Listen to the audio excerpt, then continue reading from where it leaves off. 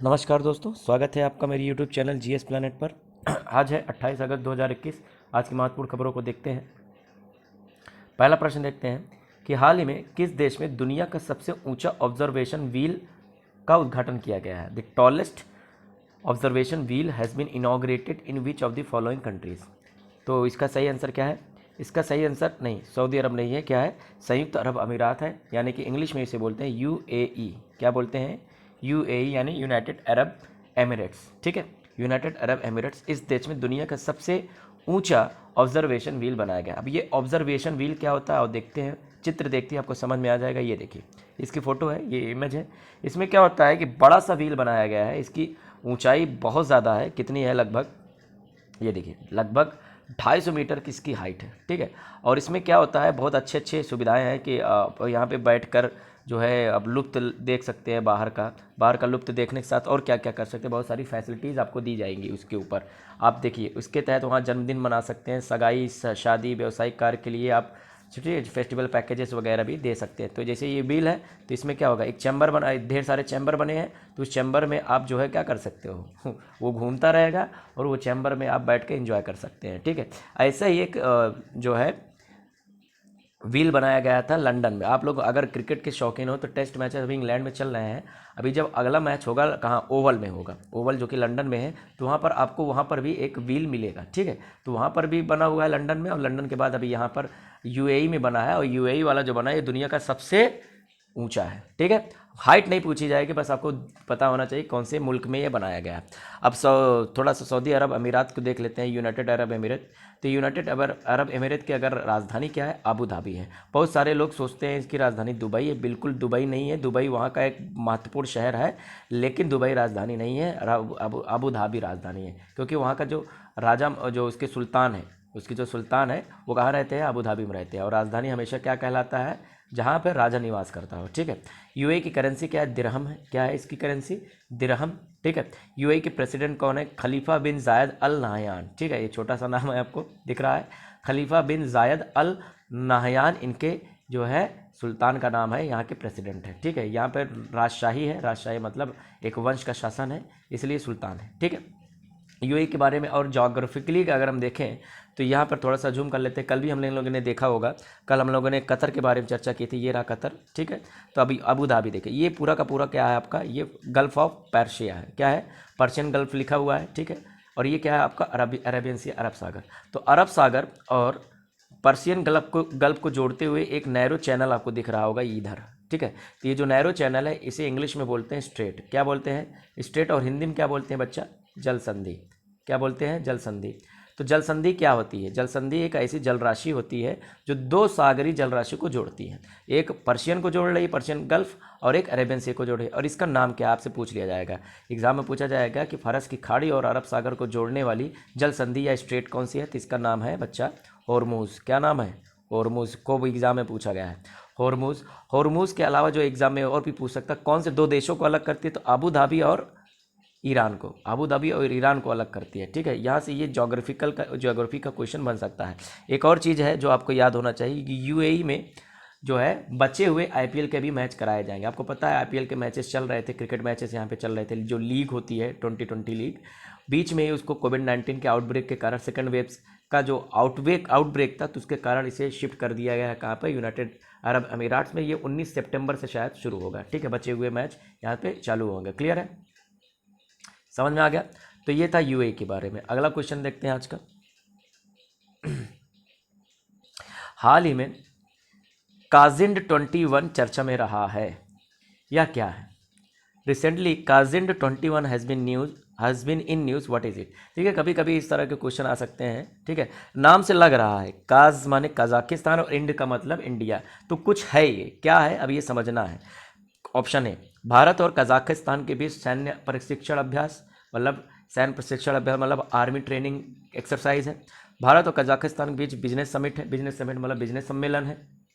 ये भी आपको देखना है। भारत और कजाकिस्तान के बीच डिफेंस एक्सपो है, डिफेंस मेला जो आयोजन होता है वो है, या दोनों के बीच होने वाला कोई स्पोर्ट्स कंपटीशन है, खेल प्रतियोगिता है।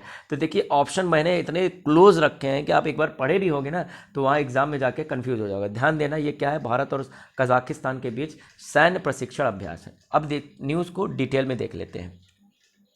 इंडिया का कजाकिस्तान ज्वाइंट ट्रेनिंग एक्सरसाइज होगा, जिसका नाम क्या रखा गया है, काजिन 21। और ये इसका कौन सा संस्करण है, ये 5th एडिशन है, 5वां संस्करण। इसके पहले 4 और संस्करण हो चुके हैं। यहाँ पर मान लीजिए एक और क्वेश्चन जो मुझे लगता है पूछा जा सकता है वो ये है कि इसमें भारत की आर्मी की कौन सी बटालियन ने पार्टिसिपेट किया है। तो बिहार रेजिमेंट ने पार्टिसिपेट किया। देखिए यहाँ लिखा है बिहार रेजिमेंट। आपको पता होगा कि भारतीय सेना में बहुत सारे अलग अलग रेजिमेंट होते हैं।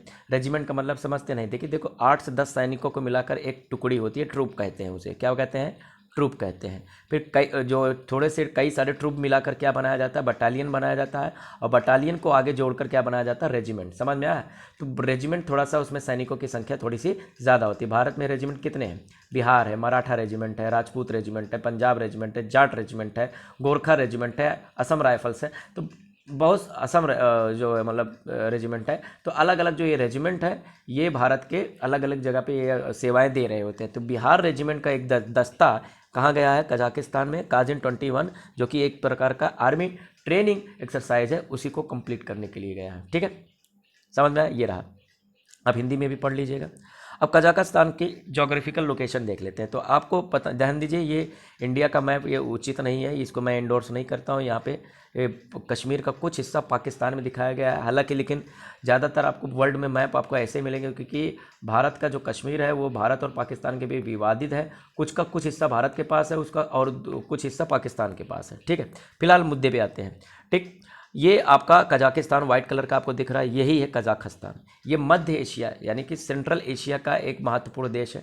ठीक है, 1990 के बाद क्या हुआ था, ये रूस से अलग हुआ था। उससे पहले ये सोवियत संघ, ठीक है, सोवियत यूनियन जिसे बोलते हैं, ठीक है, उसका भाग हुआ करता था। तो ये रूस का अंग था।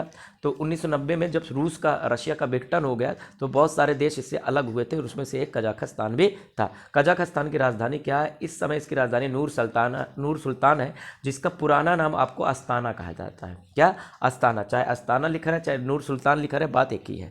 यहाँ की करेंसी क्या है, टेंजे है। क्या है, टेंजे। यहाँ के राष्ट्रपति, प्रधानमंत्री वगैरह के नाम नहीं पूछे जाएंगे, ध्यान दीजिएगा। एक और चीज़ जो ज्योग्राफी में पूछी जाती है, आपको यहाँ पर एक आपको नीला नीला कुछ दिख रहा है, ये नीला नीला क्या है, ये खारे पानी की एक महत्वपूर्ण झील है। इसका नाम क्या है, एग्जाम में पूछ सकता है ना बच्चा, एक मिनट। हाँ, ये खारे पानी की झील है, इसका नाम है अरल सागर। क्या नाम है, अरल सागर। तो एग्जाम में पूछ लिया जा सकता है कि अरल सागर, या हिंदी में इसे बोलते हैं अरल, इंग्लिश में बोलते हैं अरल सी बोलते हैं। क्या बोलते हैं, अरल सी बोलते हैं। तो अरल सी कहाँ है, कजाकिस्तान और उज्बेकिस्तान के बीच में। ये देखिए आपको दिख रहा है, ये वाला उज्बेकिस्तान है। तो देखिए फिर से देख लेते हैं। ठीक है, ये एक देश है, ये उज्बेकिस्तान और एक कजाकिस्तान, तो दोनों के बीच में है अरल सी। ठीक है, तो अरल सी आपसे पूछ लिया जाएगा किन दो देशों के बीच में है, तो कजाकिस्तान और उज्बेकिस्तान के बीच में है। क्लियर है। अरल सी क्या है, दुनिया की एक महत्वपूर्ण खारे पानी की झील है। लिखा भले सी है लेकिन वो सागर नहीं है बच्चा, वो झील है, क्योंकि लैंड लॉक्ड है ना, देखो चारों तरफ से स्थल से घिरा हुआ है। ठीक, तो ये था कजाकिस्तान के बारे में जो एग्जाम में पूछ लिया जाएगा। अगला देखते हैं आज का थर्ड क्वेश्चन। हाल ही में किसे आईसीआईसीआई बैंक का प्रबंध निदेशक व मुख्य कार्यकारी अध्यक्ष नियुक्त किया गया है। Who has been appointed as MD यानी मैनेजिंग डायरेक्टर एंड सीईओ यानी chief executive officer of ICICI Bank. Shikha Sharma, Rajat Kothari, Mahesh Sinha, Sandeep Bakshi. तो क्या कौन होगा आपके हिसाब से, संदीप बख्शी। ठीक है, शिखा शर्मा पहले रह चुकी हैं। तो संदीप बख्शी आईसीआईसीआई बैंक के कार्यकारी अध्यक्ष बनाए गए हैं, सीईओ बनाए। अच्छा, इसको सहमति किसने दिया है, रिजर्व बैंक ऑफ इंडिया ने दिया है। किसी बैंक के प्रमुख का जो भी चयन होता है, बैंक अपना लिस्ट बनाकर भेज देती है आरबीआई को, और आरबीआई उसके लिस्ट को क्या करता है, ओके कर देता है। जो आपने बनाया है, जैसे आईसीआईसीआई ने अपना बनाया चेयरमैन, उन्होंने भेज दिया लिस्ट जो है, चेयरमैन को बस आरबीआई देख कर क्या कर देता है, बाकी सारे क्राइटेरिया अगर मेट हैं तो वो ओके कर देता है। तो आरबीआई अप्रूव्स, देखो लिखा है आरबीआई अप्रूव्स रीअपॉइंटमेंट। रीअपॉइंटमेंट मतलब एक बार पहले भी ये रह चुके हैं, फिर से इनको एमडी और सीईओ बनाया गया है। और ये कब से कब तक रहेंगे, 15 अक्टूबर 2021 से लेकर 3 अक्टूबर 2023 तक रहेंगे। क्लियर है, ये रहेंगे। इनका काम क्या है, आईसीआईसीआई बैंक को और आगे ले जाना। आईसीआईसीआई बैंक की बात करें तो भारत की ये अग्रणी यानी लीडिंग निजी बैंक है। इंडियन क्या है, इंडियन प्राइवेट बैंक है। ये क्या है, प्राइवेट बैंक। क्लियर है। इसकी स्थापना कब हुई थी, एक बार एग्जाम में पूछा गया है, तो 1992 में हुई थी। कब हुई थी? ICICI बैंक की स्थापना कब हुई थी? 1992 में हुई थी। ठीक है। और इसके प्रमुख अभी पता ही चल गया। और इसका हेडक्वार्टर कहाँ है? बॉम्बे में है, यानी मुंबई में है। मान लो पूछ ले जाए ICICI का हेडक्वार्टर, यानी ज़्यादातर बैंकों के हेडक्वार्टर कहाँ है? मुंबई में है। क्लियर है। तो मुंबई में इसका हेडक्वार्टर है। ठीक। और सहमति किसने दी है? RBI ने दी। तो थोड़ा सा RBI के बारे में जान लेते हैं थोड़ा। ठीक है। किसके बारे में जान लेते हैं? RBI के बारे में जान लेते हैं थोड़ा सा और देखते हैं। RBI जिसका फुला नाम क्या है? Reserve bank of India. ये क्या है? भारत का सेंट्रल बैंक है। क्या बच्चा? भारत का सेंट्रल बैंक, यानी कि केंद्रीय बैंक। केंद्रीय बैंक कौन होता है? ऐसा बैंक जो सभी बैंकों के लिए नियम बनाती है, उसे हम क्या बोलते हैं? सेंट्रल बैंक बोलते हैं। दूसरी बात क्या कहते हैं? ये भारत में मुद्रण का कार्य करता है। क्या?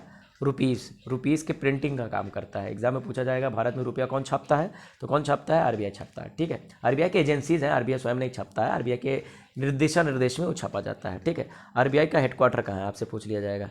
RBI का हेडक्वार्टर कहाँ है? मुंबई में है। ठीक है। कहाँ है? मुंबई। अब दूसरी बात, इस्टेब्लिश कब हुआ था?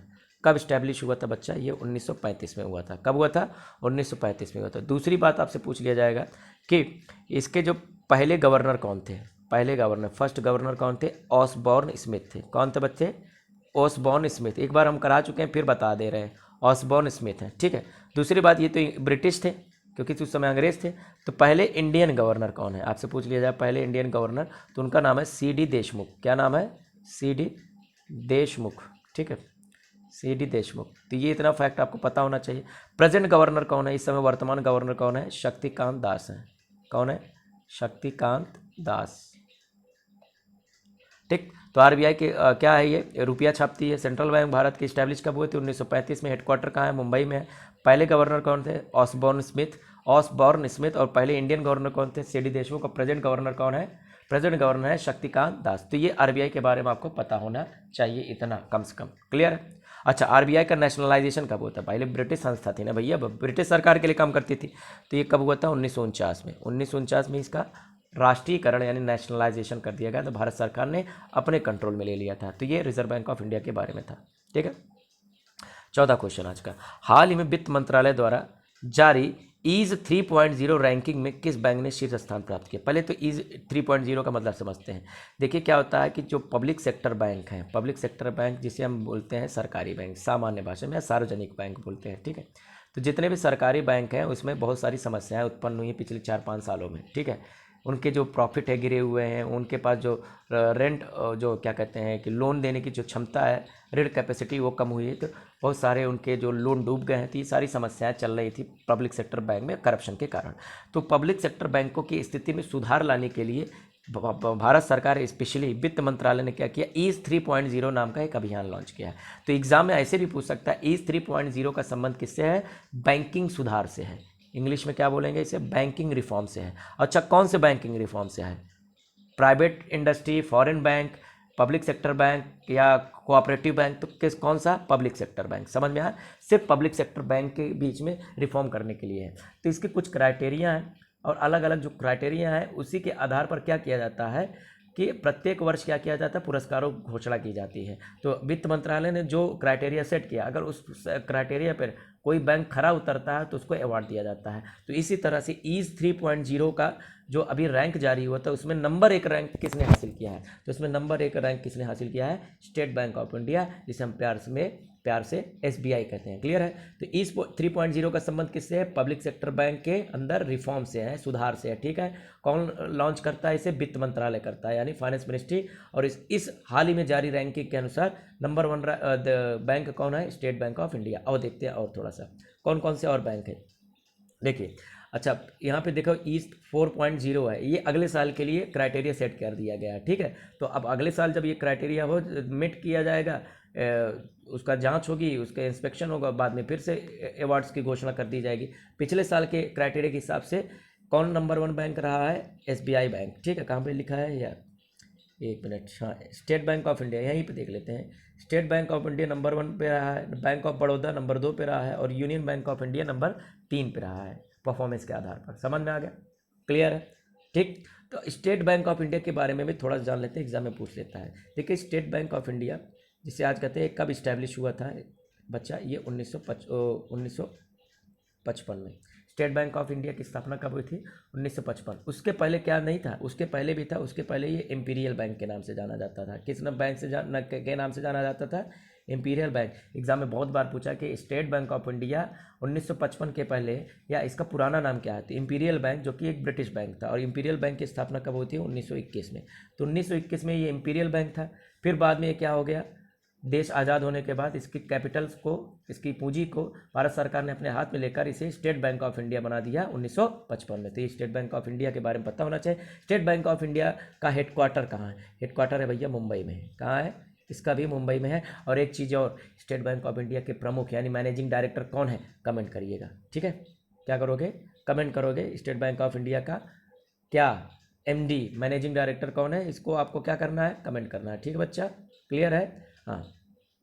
अगला लास्ट आज का 5वां क्वेश्चन कि हाल ही में रिजर्व बैंक ऑफ इंडिया ने, फिर से एक नया बैंक से रिलेटेड न्यूज़ है, ठीक है? आज वित्त न्यूज़ बहुत ज़्यादा थे। हाल ही में रिजर्व बैंक ऑफ इंडिया ने हितेंद्र दवे को किस बैंक का प्रमुख बनाने पर सहमति दी है? Recently RBI okays Hitendra Dave as a CEO of which bank? तो ये एचएसबीसी बैंक है। अब ये एचएसबीसी क्या है? इसका फुल फॉर्म क्या है? Hong Kong and Shanghai Bank Corporation. क्या? Hong Kong and Shanghai Corporation, Bank Corporation, ठीक है? क्लियर है? एक फॉरेन बैंक है। क्या है बच्चा? ये एक प्रकार का फॉरेन बैंक है। फॉरेन मतलब विदेशी बैंक है, ठीक है? तो विदेशी बैंक में भारत में बिजनेस कर सकते हैं आरबीआई की गाइडलाइंस के अनुसार, ठीक है? और उनका जो भी हेड होगा उसको भी आरबीआई क्या करेगा? ओके करेगा, आरबीआई सहमति देगा। तो हितेंद्र दवे को क्या बनाया गया है? यहाँ का प्रमुख बनाया गया, ठीक है? क्लियर है? एचएसबीसी, हांगकांग एंड शंघाई, ये चाइना का बैंक है जो भारत में बिजनेस करता है, ठीक है? एचएसबीसी, आरबीआई ने ओके किया। और आरबीआई के बारे में अभी हम लोगों ने पढ़ा ही है, ठीक है? तो ये आज के लिए इतना ही। जो भी पढ़ाया है उसका पीडीएफ आपको कहाँ मिल जाएगा? डिस्क्रिप्शन में लिंक दे दूंगा, आप पढ़ लीजिएगा। आज के लिए इतना ही। Thank you all, have a great.